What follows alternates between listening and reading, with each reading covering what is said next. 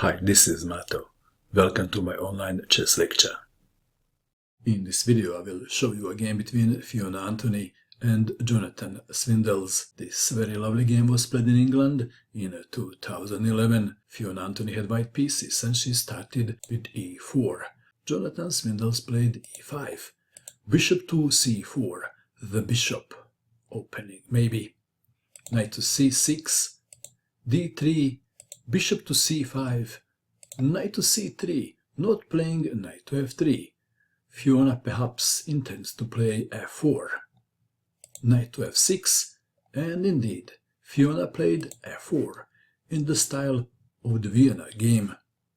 d6, knight to f3, and now bishop to g4, pinning the knight, intending knight to d4. White to move. Should white play bishop to b5 or something else? What would you do? Fiona played knight to a4, attacking the bishop, which prevents white from castling. Bishop takes on f3, queen takes bishop, and now knight to d4 with a double attack. It is white to move. Queen to d1 was expected. Fiona played queen to g3, attacking the pawn on g7. Knight to h5, defending and attacking. Queen to g4. Black to move. Swindells postponed knight takes on c2.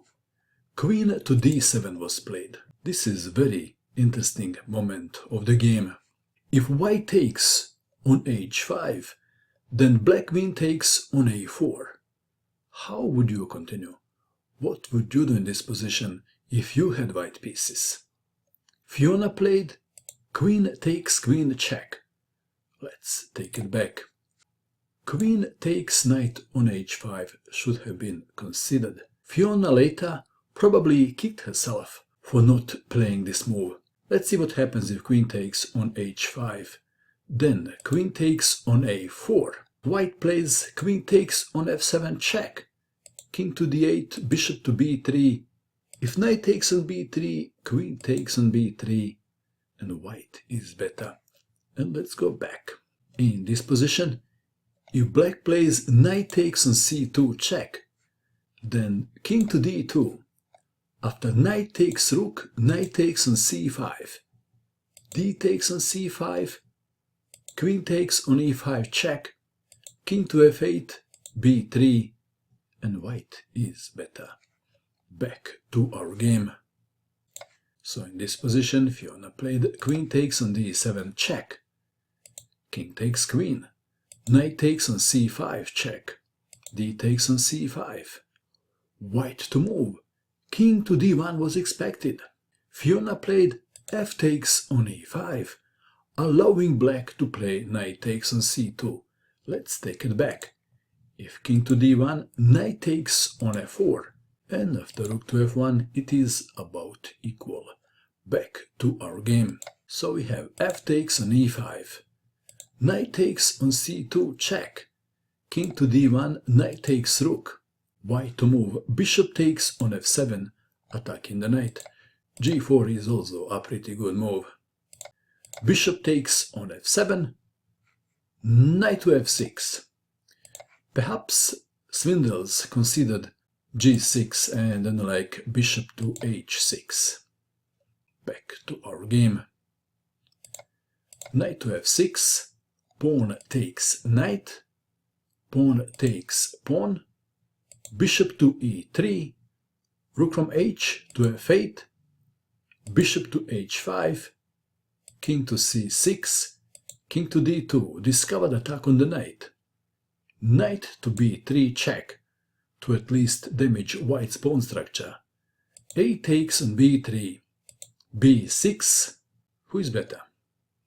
White has two bishops for the rook, and what follows next is very interesting endgame battle and a display of the power of a bishop here.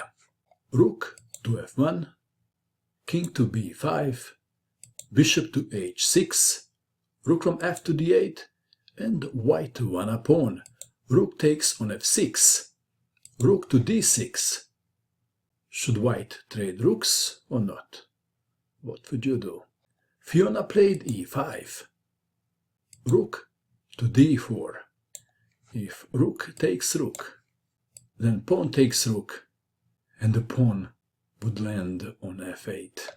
Back to our game. Rook to d4. e6.